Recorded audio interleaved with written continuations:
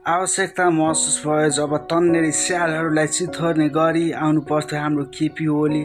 सदनमा उसलाई गरियो तिरस्कार, कति कुराहरूको लागि नराम्रो भ्रम फैलाएर बहिष्कार।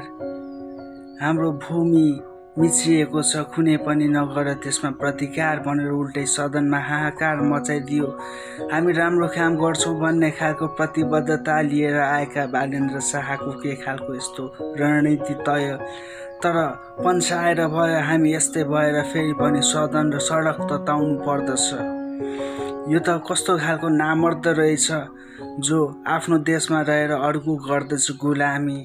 तर थाहा छ तपाईँहरूलाई, ऊ बादशाह होइन, किनभने अब उसको क्विन हराउन जाँदैछ। जस्तै कि अब उपस्थित हुन्छन् फेरि सदनमा समग्र साथ सबैजना उभिएर उसको मलामी। तर पनि यो सिरानीमा अझै पनि आएको छैन निन्द्रा। यी निन्द्राहरू कतै गएर यसरी नै फर्किँदा अब आउने सन्ततिहरूलाई झन् पर्दैछ गाह्रो। गर्नु हुँदैन त्यो सदनमा यस्तो खालको अनैतिक उपद्रो। डिप्लोमेटिक ब्युरोक्रेसीलाई अब रियलिस्टिक तरिकाले उभाउनु पर्छ, जस्तै कि सगरमाथा अटल छ। अब त यी किसानहरूको हात खुट्टा पनि बल्छ, कसरी गल्छ भनेर नसम्झिनु त्यहाँ बेग्लै पहल छ।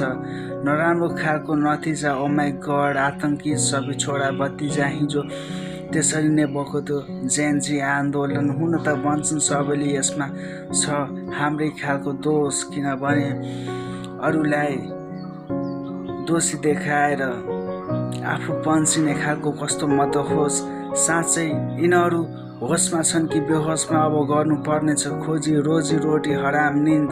सबैजना एकचोटि उभिनुपर्छ फेरि समृद्ध नेपाल सुखी नेपालीको सपनालाई उहाँले नहेरी यता र उता।